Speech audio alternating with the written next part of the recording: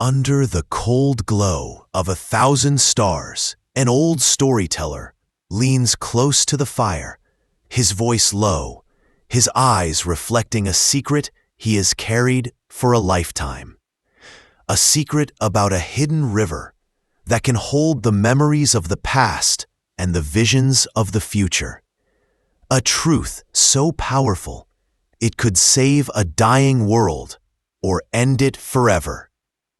But only for those brave enough to seek it. If you are new to the channel, then please subscribe to the channel and like the video.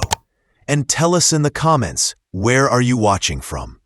Now, let's jump into the story. The night was calm, wrapped in a deep blue sky scattered with countless stars. The air was cool, carrying the scent of wild grass and distant rain. On a small rise above the valley floor, a single fire burned. Its flames reached upward in soft waves, casting light and shadows that danced on the rocks around it. Dorian sat close to the fire, his long robe resting against the ground, its fabric worn from years of travel. His face was lined with the kind of wrinkles that spoke of both laughter and hardship. In his hand, he held a small crystal vial. Inside it was a single droplet of water, suspended as if time itself refused to let it fall. When the firelight touched it, it glimmered faintly, like a star caught in glass. 4 young wimlings sat across from him, their eyes fixed on the elder. Lyra was the smallest, her silver scales catching the fire's glow, turning them almost white. Beside her sat Braun, whose deep blue wings were folded tight against his back, his gaze sharp and curious. Mora leaned forward, her crimson-tipped horns catching the light, her eyes filled with quiet wonder. Fen sat slightly apart, his tail flicking back and forth in restless rhythm, the tip glowing faintly like the embers in the fire. They had gathered here many nights before, but tonight felt different. The stars seemed brighter. The silence between the crackle of the flames felt heavier. Dorian's eyes lifted toward the sky, and his voice broke the stillness. "Every star above holds a story," he said slowly, each word carrying weight. "Some stories are forgotten by those who live them. Others wait for the right listener." The wimlings leaned in without realizing it. Dorian let the words linger before speaking again. "Tonight, I will tell you of the River of Moments. It is no stream of water as you know it. It is said to flow through every living thing, carrying the memories of all that has been and all that will be. If you drink from it, you may see not only the past, but the future as well." Braun frowned slightly. "Is this a legend?" Dorian's lips curved into a faint smile. "Legends often hide truth, and truth often hides in legends." Mora tilted her head. "Have you seen this river?" The elder's gaze dropped to the crystal vial in his hand. "I have seen a part of it." He raised the vial so the firelight passed through it, sending tiny beams across the wimlings' faces. "A single drop can carry the memory of 1,000 lifetimes." Lyra's silver tail curled around her legs. "If it's real, why have I never heard of it?" "Because," Dorian said softly, "some things are not written in books. Some things are kept alive only by telling and listening." The fire crackled, sending sparks drifting upward into the starlight. Fen's tail gave an impatient flick. "What does this have to do with us?" The elder's gaze moved slowly from one wimling to the next. "Everything. Because the River of Moments touches all things. And once, a small group set out to find its source. They called themselves the Seekers." The words seemed to settle in the air. "The Seekers were no different from you in age," Dorian continued. "Yet they carried with them the hopes of their world. Their planet, Calith, was dying. The skies were dry, the rivers empty. Only the 7 memory springs could restore the balance, each holding a fragment of the river of moments. The Seeker's mission was to find these springs before their world turned to dust. Mora leaned forward, her voice a whisper. Did they succeed? The elder shook his head slowly. That is for the story to tell. But know this, the path they chose was one of danger, sacrifice, and truths they did not expect to find. Braun's eyes narrowed slightly. And you expect us to believe they found water that can remember? Dorian's smile did not fade. Believe what you will, but listen first. Because sometimes belief comes only after the last word of the story. He placed the vial carefully on a flat stone near the fire. Its glow was soft but steady, almost as if it breathed with the rhythm of the night. Above them, the stars shifted slightly as the earth turned, and a thin silver line marked the horizon where moonlight began to rise.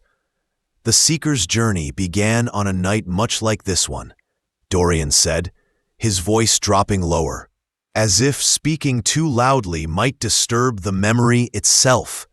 They gathered by the dying embers of their last fire, looking toward the endless sands that waited for them. They did not yet know the trials ahead, nor the truths buried beneath the dunes. They only knew they had to try, because not trying meant certain loss for all they loved. The Wimlings listened without interrupting now. The fire's glow seemed warmer, the night quieter, as though the stars themselves were listening. Dorian glanced at each of them again, his eyes sharp and searching. Remember this, young ones. Sometimes the greatest journeys begin with a single choice, and sometimes that choice is made in the quiet between heartbeats. He reached out and added another log to the fire. Flames rose, their light spilling across the circle, touching the silver, blue, red, and gold of the Wimling scales. The air was filled with the sound of crackling wood, and in that moment, the world beyond the fire felt far away. Now, Dorian said, his voice slow and steady, listen closely, for what I tell you next is not just a tale of the Seekers. It is a path you may one day walk yourselves. The Wimlings sat still, eyes wide, the firelight reflected in their gaze, and above them, the night sky stretched on forever, holding its own countless stories, waiting for the right moment to be told. The fire's warmth faded from the Wimlings' minds as Dorian's words carried them far away, into the heart of a world they had never seen. Calith, once green and rich with rivers, now lay under a sun that burned without mercy. The land was a vast stretch of gold and gray, where sand shifted like restless water and the wind spoke in a dry whisper. No rain had fallen in a generation, and the seas had retreated into memory. The Seekers began their journey at dawn, when the horizon glowed red like a warning. Kalen, the Pathfinder, walked ahead, his bare feet finding routes invisible to others. He had a gift for sensing the faint pulse of water buried deep below the earth. Nira, the Maker, followed close, her pack filled with tools she had built from scraps, scavenged across the wasteland. Joss, the Shield, carried little but the heavy staff he used to protect the group. And Sevi, the Whisperer, brought no weapons at all, only her ability to hear the faint voices of the land and sky. Their goal was simple in words, but heavy in weight. Find the 7 memory springs before the last breath of Calith was gone. Each spring, if found, could offer a single drop from the river of moments, a drop that carried the memory and life force of the planet itself. The sands offered no welcome.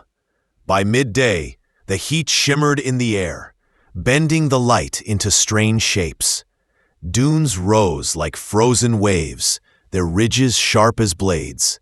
The Seekers moved slowly, for every step sank deep, and every gust of wind carried grains that stung the skin. Kalen stopped often, closing his eyes to feel for the hidden streams below. Sometimes he would kneel, pressing his ear to the ground, listening for the faint thrum of water. Most times he found nothing, and each failure weighed heavier than the last. Nira's hands worked without pause, repairing the delicate water filters they carried. The desert's dust clogged the mesh, and without clean water, they could not survive the week. Joss kept watch on the horizon. Twice he spotted small figures moving in the distance, wanderers, desperate like many who roamed the wastes, searching for anything to trade or steal. He tightened his grip on his staff, ready for trouble, but the figures faded back into the dunes. Sevi walked with her head tilted, as if listening to something no one else could hear. Once she told the others to change course, saying the wind had warned her of danger ahead. They turned, and hours later, a sandstorm roared over the place where they would have been. By the fourth day, their water rations had fallen to less than half. The sun was an unblinking eye above them, and the night winds bit through their clothes like ice. Hope began to thin. On the morning of the seventh day, Kalen stopped suddenly. The others gathered around him as he crouched low, pressing his hand into the sand. "It's faint," he said quietly, "but it's there." Nira set her pack down, readying her tools. Joss circled the area, scanning the open desert for any movement. Sevi knelt beside Kalen, her fingers brushing the ground. She closed her eyes, and a soft smile touched her lips. "This place remembers rain," she whispered. Beneath them, deep under the layers of sand and stone, was the first memory spring. But the desert had not left it unguarded.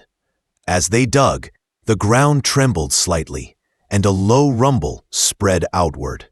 From the edges of their shallow pit, long shapes began to rise, burrowing creatures with pale scales and sightless eyes. They moved with eerie grace, their bodies half hidden beneath the surface. Joss stepped forward, staff in hand, his stance solid. "Work quickly," he said without looking back. Nira assembled her extraction device, a fragile frame of metal arms and glass tubing. Her fingers moved quickly, her breath steady despite the threat. Kalen used a narrow spade to clear the last layer of sand, revealing a patch of damp earth that glistened in the sunlight. Sevi leaned closer, speaking in a low voice to the spring itself. Her words were gentle, asking for the water's gift without taking its life. The creature circled slowly, but did not strike, as if held back by her voice. The moment the device touched the damp earth, a single drop of water formed, shimmering with colors the seekers had never seen. It held within it the reflection of vast oceans, the sound of storms long past, and the memory of every living thing that had once called Calith home. Nira sealed the drop in a small glass chamber, and the glow from within seemed to warm the air around them. The creatures slipped back into the sand without a sound. The seekers stood together in silence, staring at the chamber. It was the first step towards saving their world. But they all felt the same truth. The road ahead would only grow harder. As night fell, they made camp in the shadow of a dune. The stars burned bright above them, and the drop of water rested between them like a tiny moon. The wind carried the dry scent of the desert, but beneath it, there was something else, a faint promise that life could return. Far away, beyond the reach of their firelight, other eyes watched. The seekers did not yet know it, but their journey had drawn the attention of those who would rather see Calith remain broken. Dorian's voice softened as he reached this part of the tale, his gaze sweeping over the Wimlings. "And so," he said, "they carried with them the first drop of the River of Moments. But the desert was not finished with them, and neither were those who sought the springs for themselves. The fire crackled between them, and the night around the circle felt suddenly wider, as if the sands of Calith stretched right to their feet. The night air over Calith was sharp and dry, but the seekers hardly noticed. Their minds were fixed on the fragile glass chamber, now holding the first drop from the memory spring. Its glow was faint yet steady, casting soft light on their faces. Kalen, the Pathfinder, kept it close to his chest, as if fearing the desert might try to steal it away. The camp was quiet, except for the hiss of the small fire. Nira, the Maker, was bent over her tools, already checking for damage to the extraction device. Every piece was important. Without it, the remaining springs would be beyond reach. Joss, the Shield, sat with his staff across his knees, his eyes scanning the dark dunes beyond the firelight. Sevi, the Whisperer, rested with her palms on the ground, listening for changes in the earth's voice. As dawn approached, the cold began to fade, replaced by the relentless heat that ruled the day. Kalen's eyes lingered on the horizon. "We can't stay here," he said quietly. "If anyone saw the light from the drop last night, they may already be coming." Nira nodded, carefully wrapping the device. "We move at first light, but before we leave, we need to understand what we're carrying." Sevi opened her eyes. "The spring was willing to give it to us," she said. "But it gave us more than water. This drop is alive. It remembers everything the land has seen." Braun, listening from the fire in Dorian's telling of the story, shifted slightly. The Wimlings were silent, caught in the moment. Dorian's voice deepened as he continued. The Seekers broke camp quickly, moving east toward the rocky ridges that marked the edge of the shifting sands. The journey was slow. The dunes seemed determined to pull them back, each step sinking deep. Each gust of wind stealing the air from their lungs. By midday, they reached the base of the ridges and found shelter in the shadow of stone. There, Sevi asked to hold the chamber. Kalen hesitated, then passed it to her. She cradled it in both hands and closed her eyes. For a long moment, nothing happened. Then her breath caught. "I can hear it," she whispered. "Waves, storms, voices. The planet speaking." Nira leaned closer. "Can you understand it?" "Some of it," Sevi said. "It's not like language. It's like feeling. It knows what has been lost, and it knows where the next spring lies." Joss frowned. "If that's true, we'll need to be careful. Information like that is worth more than gold in the wastes." As if to prove his point, a shadow moved at the ridge's edge. Joss rose instantly, staff ready. 3 figures stepped into the light, their clothes torn and faces wrapped in cloth to shield from the sand. Their eyes glinted with something between desperation and hunger. "We want the water," one of them said flatly. The Seekers didn't move. Kalen's voice was calm but firm. "This is not for trade." "Then it will be taken," the man said, stepping forward. Before he could close the distance, the ground beneath them trembled. From the shadows of the ridge, one of the pale burrowers from the spring site emerged, its body sliding over the sand like a wave. Its eyeless head turned toward the strangers, and with a hiss, it sank back into the ground. The intruders froze, then slowly backed away. Without another word, they disappeared into the desert. Joss exhaled slowly. "Seems the spring's guardians follow us." Nira looked at Sevi. "Maybe they're not just guardians. Maybe they're protectors." The group rested only briefly before setting out again.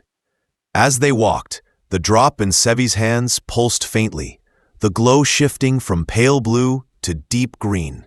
She guided them toward a narrow pass between two cliffs. The air cooler here, the sand giving way to hard stone. In the quiet of the pass, Sevi spoke softly, as if the drop itself was listening. It's telling me the springs are connected. Each one remembers the others. The more we find, the more the river of moments will reveal. Nira's eyes lit with determination. Then we have to reach them all. Not just for Khaled. The drop's light dimmed as Sevi set it on a flat rock in the center of their circle. Kalen studied it. What else does it show you? Sevi hesitated. Faces, not ours, people we don't know, and places that feel familiar but are not. Prophecies? Joss asked. Memories, Sevi said, but some are from the future. The fire crackled between them, casting their shadows on the rock walls. None of them spoke for a while. Each was lost in thought, wondering what role they played in the story the river was telling. Far away, back in the glow of Dorian's fire, the windlings leaned closer. Lyra's voice was almost a whisper. Did they find the second spring? Dorian's eyes met hers, the firelight reflecting in them. Their journey was only beginning. Each drop they found would bring them closer to the truth. But truth, he said slowly, has a way of changing those who seek it. The wind outside the Wimling circle picked up, carrying the scent of ash and rain that had not yet. Somewhere in the dark, a night creature called out, and the sound seemed to echo with the promise of the story yet to come. The fire in Dorian's circle burned lower now, its glow steady but soft. The Wimlings sat unmoving, their eyes locked on the elder. Outside their small gathering, the valley stretched into darkness, and the stars above seemed closer than before. Dorian's voice was calm, yet it carried a weight that made the air feel heavier. The Seekers, he began again, had walked many days since they claimed the first drop from the memory spring. The desert had thinned into a land of stone and shadow. Here, the winds sang in narrow canyons, and the nights grew colder than ice. Kalen led the group through a twisting pass, his sense for hidden water guiding them forward. Nira followed, the pack on her back heavier now, filled not just with tools, but with hope. Joss kept to the rear, watching for any who might trail them, while Sevi carried the small glass chamber close to her heart. The drop glowed faintly in the darkness, and with each step they took, its color shifted. Sometimes it was the blue of deep oceans, other times the gold of a setting sun. It's speaking more often, Sevi told them one night as they sat by a small fire in the shelter of an overhanging cliff. It's showing me pieces of the next spring's location, but it also shows something else. Kalen glanced at her. What do you mean? Faces, she said. 4 faces, but they are not us. They look younger. The others exchanged quiet looks. Nira leaned forward. Could they be the ones who must take the river of moments after us? Before Sevi could answer, a sound drifted through the canyon, the faint scrape of stone on stone. Joss was on his feet instantly, staff in hand. From the shadows at the canyon's edge, 2 figures emerged. Their clothes were plain, but their eyes were sharp, fixed on the glowing drop. We've come a long way for that, one of them said. Joss stepped between them and Sevi. You'll have to turn back. But the strangers didn't advance. Instead, the taller one said, Do you even know what you carry? That is not just a spring's memory. It is a key. The river of moments can open the past, or it can unmake it. Silence fell over the seekers. Even the wind seemed to pause. Nira's voice was stay. And why would we trust you to know its purpose? Because, the stranger said, we've seen what happens when it falls into the wrong hands. Before more could be said, the drop flared in Sevi's grasp, bathing the canyon walls in silver light. The strangers shielded their eyes and stumbled back, disappearing into the darkness as quickly as they had come. The seekers didn't speak until the glow faded. Kalen finally said, "We move at dawn, no more delays." Over the next days, the land softened into rolling plains where dry grass whispered against their legs. It was here that the drop's visions became clearer. Sivi saw the shape of the second spring, a tall stone arch marking its hidden pool. When they reached it, they found no guardians, no storms, no traps. Only a still pool at the base of the arch, the water clear as glass. "Too easy," Joss muttered. As they approached, the surface of the water rippled, though no wind touched it. Sivi knelt and dipped her fingers into the pool. In that moment, a flood of images rushed into her mind. Not of the past, but of the future. She saw Calith restored, rivers flowing, skies alive with clouds. She also saw fire in the heavens, storms tearing the land apart, and the seekers standing in the center of it all. She drew her hand back, trembling. "The springs aren't just about saving the planet," she said. "They're about choosing what future it will have." Kalen's voice was low.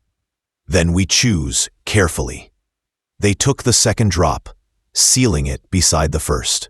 As they left the arch, the two drops seemed to pulse in unison. Back at the campfire in the valley, the Wimlings stared at Dorian. Fenn's tail twitched. "So what happened next? Did they find the rest of the springs?" Dorian's eyes softened. "That," he said slowly, "is a story for another night." Lyra tilted her head.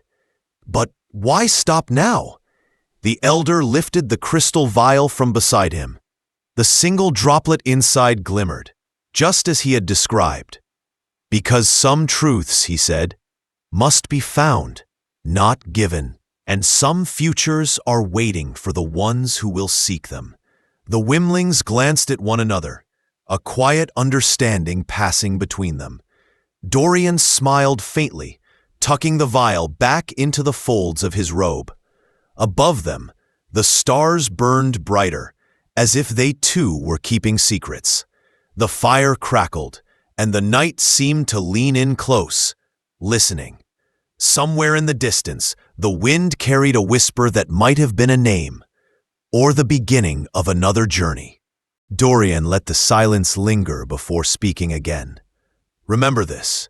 Sometimes the greatest truths are hidden in plain sight, and when the time comes, you will see them, if you have the courage to look."